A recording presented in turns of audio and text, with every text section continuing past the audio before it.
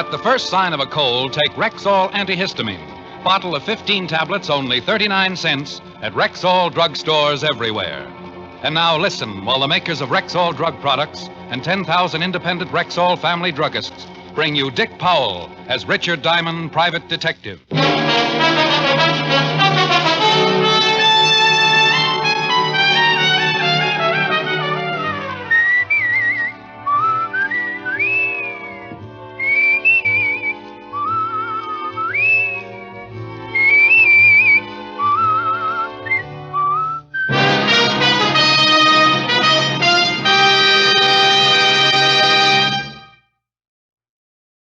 Good health to all from Rexall.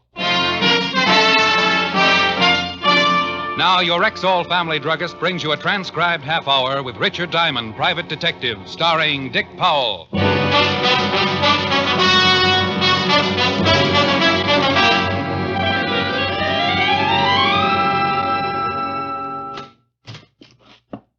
Mr. Diamond? Yeah? What's the matter? You got to do something for me. Hey, you're hurt. Yeah.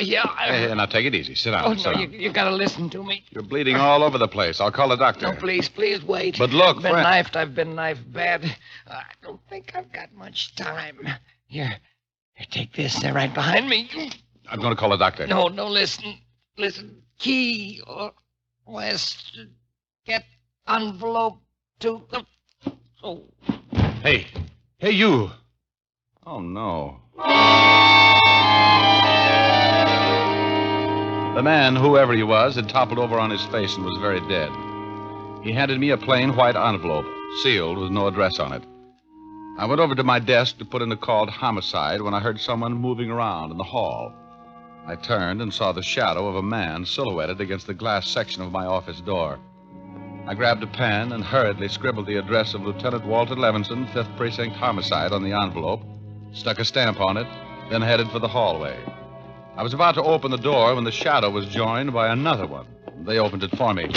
Excuse me, gentlemen. Wait a minute. We want to ask you... Later. I got to mail a letter. Hey, stop him! Don't let him mail that thing! They were both big men and could run. I beat them to the mail chute by a split second and dropped the envelope. They made a dive for it, and when they missed, they forgot it and started concentrating on me. Mr.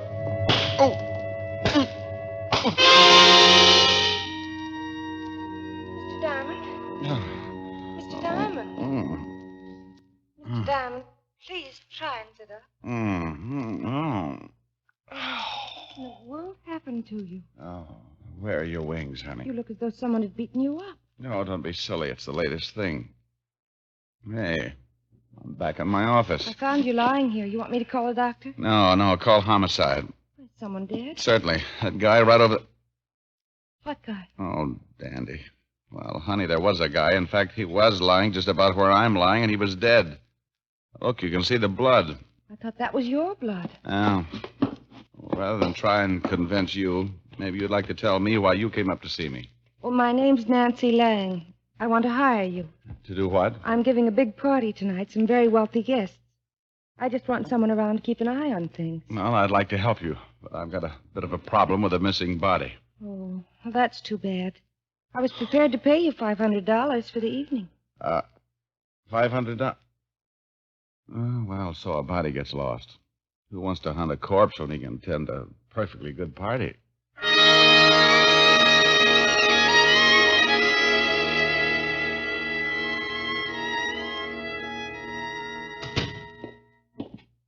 Well, good afternoon, Sergeant Otis. Oh, how are you, Diamond? Still breathing. Why don't you try it sometime? Oh, go jump in the lake. Only if you'll lend me one of your shoes to paddle around in. No. Hello, Walt. Hi, Rick. Oh, no. What happened to you? Well, two charming gorillas used me for a fast game of squash. Who were they? Never saw them before. But I got a hunch they killed the guy. Let's have a look at your mug file. I gave Walt the story and told him about the mysterious envelope he would be getting in the mail. But after 2 hours of checking the rogues gallery, we came up with nothing. So I went home, shaved and changed, and went out to my client's house, where she met me in a well-appointed library. Her appointments were, Mr. Diamond, right on time. You look much better. Well, I tried to wear something that wouldn't clash with my bruises. I'd like you to meet Senor Guillardo. Guillardo? An old friend, a very wealthy politician from South America. This is Mr. Diamond, Mr. Guillardo. How do you do, sir? How are you, Mr. Guillardo? Mr. Diamond is a private detective. He's here to guard the wealth. Oh, very interesting. Kind of an official watchdog, Mr. Guillardo. Well, there will certainly be enough to guard. Miss Lang's guest list is made up of some very wealthy and prominent personalities. In fact, I am very flattered to be among them. I've seen you before. Oh, very possibly. Have you ever been to South America? A couple of times, but that's not it. My home is in Bogota. No. Well, it doesn't matter. I'll think of it. If you'll excuse us, Mr. Guillardo, I want to show Mr. Diamond around the house and grounds. Certainly. A pleasure meeting you, Mr. Diamond.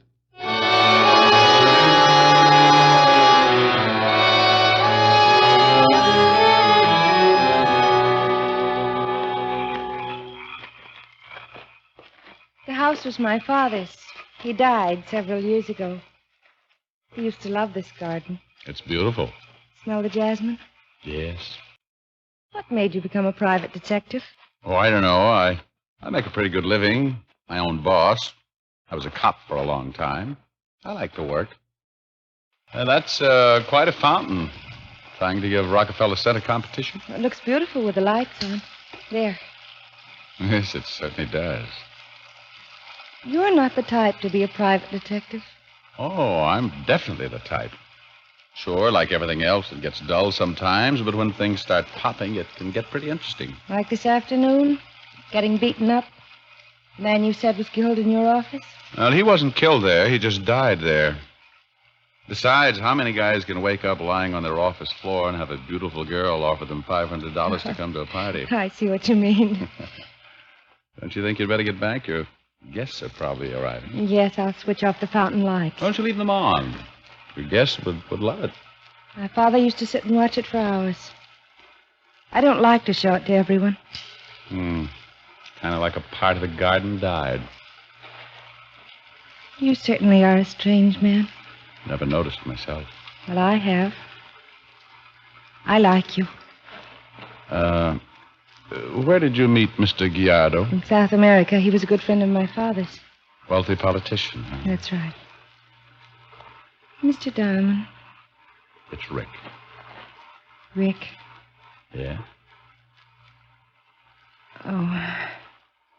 I think we'd better go back to the party.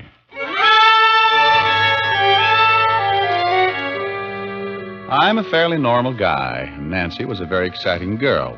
And the kiss in the garden was as nice as anybody could ask for. But there's one thing I do pride myself in, and that's a certain lack of stupidity. There was something wrong, nothing I could put my finger on, but I sensed it. Like being lost in a dark room with a loose high-tension wire.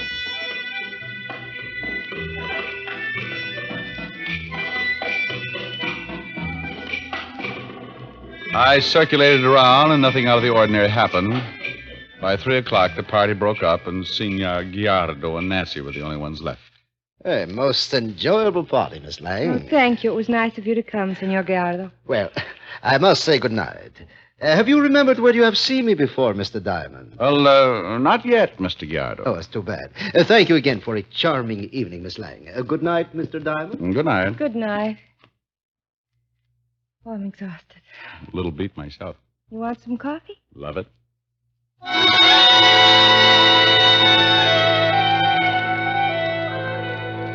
We had some coffee, and Nancy drove me home. I kissed her good night and left with a promise to call. As I reached my floor, I could hear my phone ringing. I opened the door and stumbled into the biggest mess I'd seen in a long time. My room was a wreck. Someone had torn it to pieces. Yeah? Diamond? It's 3:45 in the morning. What do you want, Fatty? We fished a body out of the river about an hour ago. Died from a knife wound in the back. Did he fit the description of the guy who died in my office? This one didn't fit any description. Someone was very careful to fix his face so we couldn't identify him. Check his fingerprints? You're playing around with some pretty gory individuals. They amputated his fingers. Oh. Somebody's given my room a good going over. Really took it apart. It's an odds-on bet they were after that envelope. Now, when you get it tomorrow morning, give me a call. It might tell us everything we want to know. Okay. Walt, You ever heard of a man named Guillardo? South American, supposed to be mixed up in politics? No, why? Nothing. I met him at the party tonight, and Hey, what's the racket? You met this guy at a party, and what? Rick, what's the matter? Rick! Who is this? This is Lieutenant Levinson. Who is this? Mr. Diamond is unconscious. What? And if you ever want to see him alive again, listen carefully. Okay, go ahead. From Mr. Diamond's conversation, I understand you are to receive the envelope. When you do, go directly to the Staten Island ferry.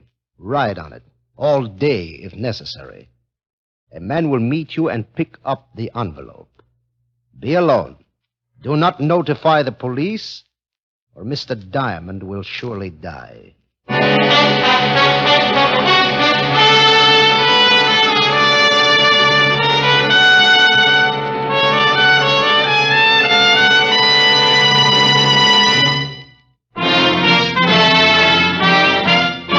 And now back to tonight's adventure with Richard Diamond, Private Detective, starring Dick Powell.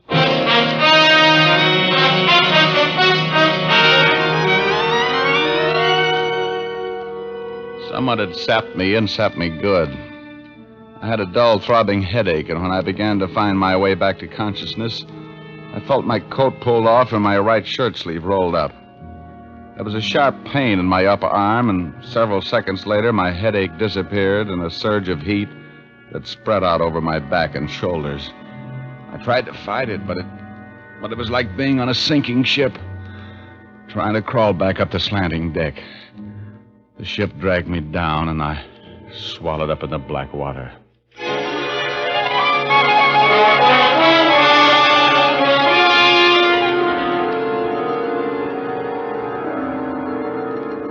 The next thing I remembered was a blinding circle of light overhead, like the sun if you were looking at it through a sheet of wrinkled cellophane.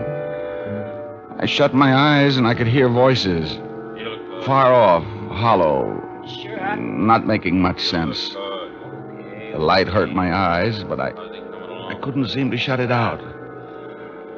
So I tried to relax and wait, give the drug time to wear off.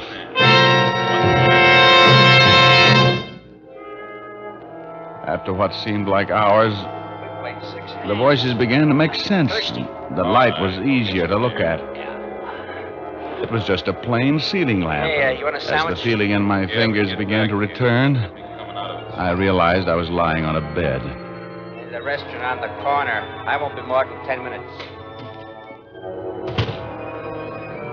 The other man had promised to be back in 10 minutes, so I had to do something in a hurry. I kept tightening my muscles, trying to get the circulation back. I had to make a try. I wasn't sure of my strength, but I had to try. I rolled off the bed. Hey, coming out of it, huh? Trying to break your neck? He leaned down to pick me up, and I hit him just below the Adam's apple with the side of my open hand.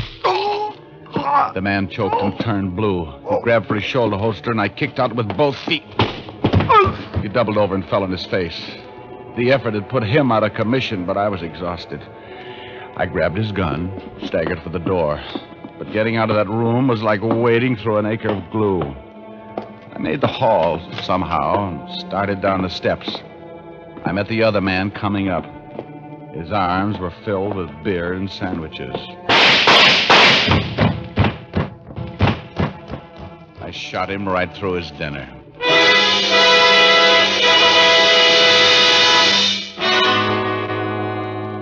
Feel better? Yeah, Walt. A little more coffee, huh? You really had a rough time. They pumped you full of this stuff. Yeah, I'm amazed. I was out nearly 14 hours, huh? Yeah, you lost a whole day. How you managed to get down here, I don't know. I guess I'll never know. Drink your coffee. Yep. And, you gave them the envelope, huh? Yeah, about an hour before you staggered into the station. I rode that ferry all day. 5 o'clock, a man came up to me, and I gave him the envelope. Oh, I was smart. I had 3 men on the ferry and 3 men at each landing to tail him. He was a little smarter. He took the envelope, stuck it in a waterproof case, and jumped overboard. Fast speedboat picked him up. No identification on the guy I shot? No record, nothing on him by the time we got there. What did the other guy look like? I was so punchy I couldn't tell much. He'll have a sore throat for a long time. But they were the ones who beat you up yesterday at your office. They were. When you feel like it, I want you to take a look at that guy we dragged out of the river. See if you recognize his clothes or anything. He just might be the one who died in your office. All right. Now, what was in that envelope? Well, I had a photostat made before I took it to the ferry. Looks like part of a map. Here. So this is what's caused all the trouble. Boy, it must be worth a lot. Can you make anything out of it? Water, section of land, and here's a longitude reading, but no latitude reading. Probably on the other half. I wouldn't doubt it. Well, I've got a hunch about this. I want you to send Otis over to pick up Nancy Lang, then take me over to the newspaper office and help me look at the files for something on a man named Guillardo.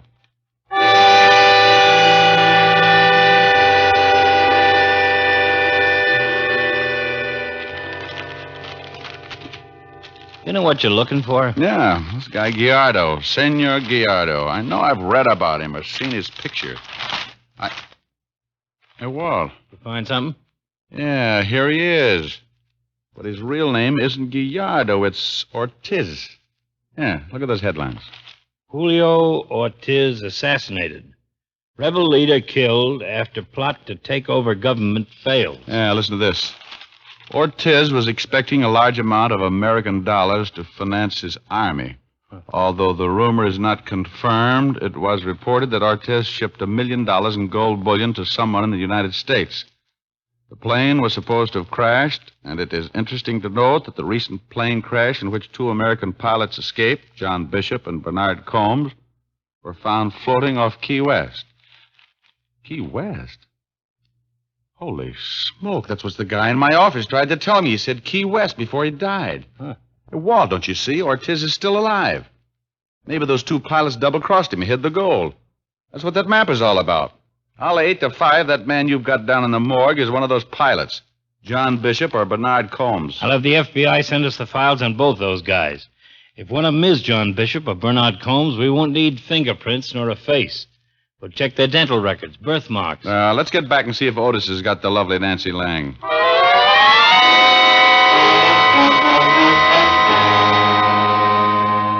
That's right, Lieutenant. She ain't in town. She's gone on a vacation, her butler said. Did he say where? No, he said he didn't know. He said this Miss Lang left town about 4 o'clock this afternoon. And I'll bet she's with Ortiz. Walt, when you talk to the FBI about those 2 pilots, have them check Nancy Lang, too. I'm going to Key West. Send any information to the chief of police there. Well,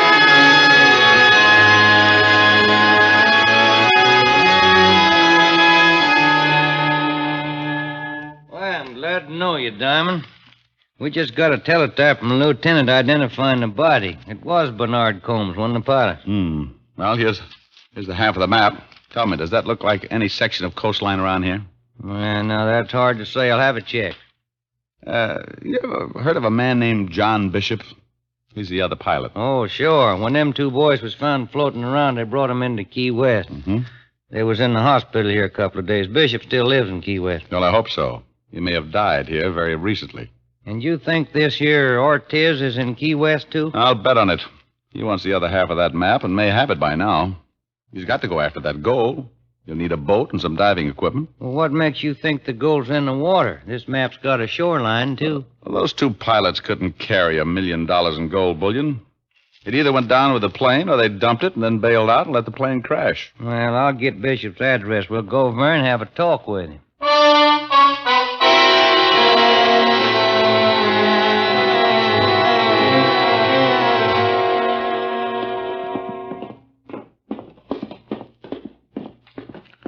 He's on the next floor. Oh, I hope you're right. Well, that's where he's been living.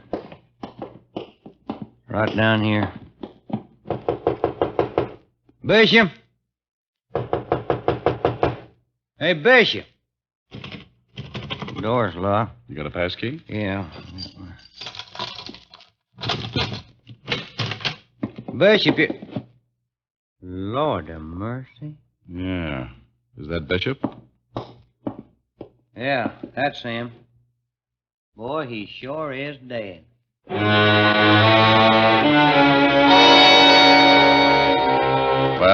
accounted for the two pilots. So now all we had to do was find Julio Ortiz.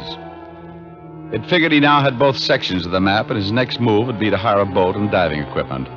There weren't many places in Key West where a man could rent a boat and diving equipment. So the chief rounded up his men, and we all started checking. It didn't take long. No, Captain. Party hired my ship ain't come back yet. We ain't due to sail for now. What did the party look like? Pretty girl. Can't figure what she wants to go diving for, but I just ran him to keep my mouth shut. Probably Nancy Lang. Ortiz is staying undercover until the last minute. Well, I'll spread my boys around. We'll keep out of sight. And when they show up, Skipper, you don't say nothing about us. Sure. I just ran him to keep my mouth shut.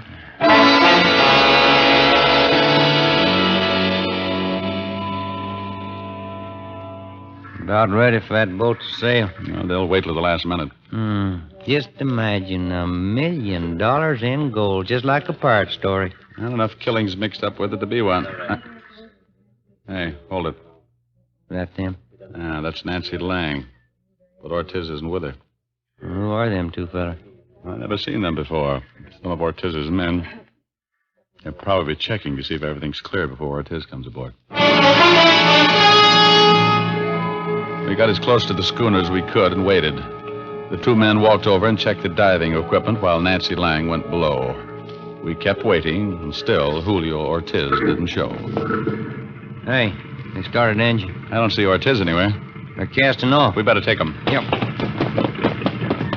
We're gonna have to jump. Look out for that one. He's got a gun. I got him jumped. The other guy's running forward. Stop, you! He's going over. Well, my men will pick him up. Yeah, I'm going below. Captain, what in the world? Hello, Nancy. How did you find me? Where's Ortiz? I don't know who you're talking about. Is this the girl? Nancy Lang, meet Key West chief of police. How do you do? Where's Ortiz? She says she doesn't know who he is. Okay, young lady, I'm gonna hold you for the New York authorities. Hold me for what? Murder. John Bishop and Bernard Combs, and we can make it stick. It might go easier on you if you tell us where Ortiz is at. I still don't know any Ortiz. Guillardo, the man I met at your party. That's ridiculous. Now, look, we know all about the gold. You don't have a chance of raising it, and eventually we'll get Ortiz. Yeah, we're back at the dock. If you don't help us, Nancy, it's pretty sure you'll get life for complicity. And if I do help? I can't promise a thing, but it will make a difference with the court. Julio's waiting 10 miles down the coast. We were to pick him up, then go out and raise the gold. He has the map? Yes. I'll tell the skipper to shove off again. We'll sail that 10 miles and grab Ortiz. What's your connection with Ortiz, Nancy? He's my husband. A dozen police officers came aboard and hid below decks. The skipper put out to sea and sailed parallel to the coast. Nancy told me all about her husband and his history as a rebel leader in South America. I was stranded in South America with a show that folded. I married Ortiz. After the gold was lost, he faked assassination and came to the United States. We located the two pilots. My husband was suspicious, so I played up to the one who came to your office. I got him drunk one night, and he told me about the gold and his half of the map. We've gone to 10 miles. I'm glad it's over with. I see a man standing on the beach. Mr. Diamond, Yes? I was supposed to lure you into that garden. Figured. What I said at the fountain. I really... Oh, forget it. Yeah. No sense making it any tougher.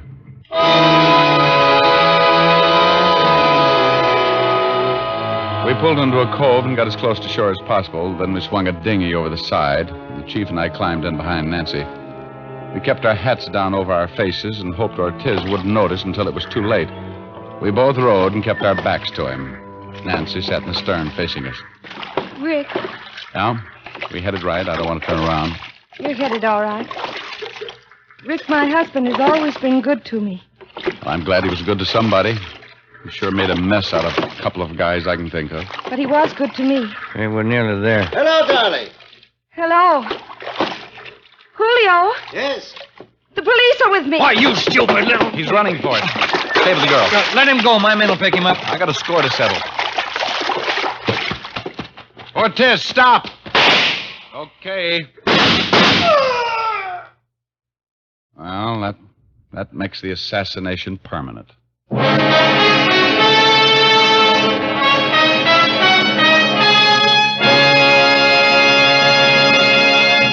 Again, here's your Rexall family druggist.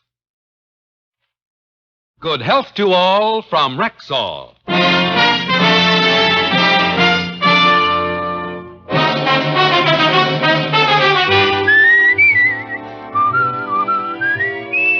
Richard Diamond, Private Detective, stars Dick Powell in the title role and was written by Blake Edwards with music by Frank Worth. Dick Powell may currently be seen in the Metro-Goldwyn-Mayer production Right Cross, in which he co-stars with June Allison and Ricardo Montalban.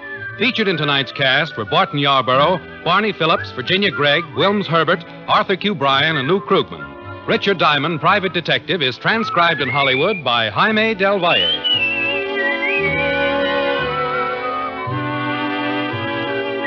This is Bill Foreman inviting you to join us next week at this time when we will again bring you Dick Powell as Richard Diamond, Private Detective.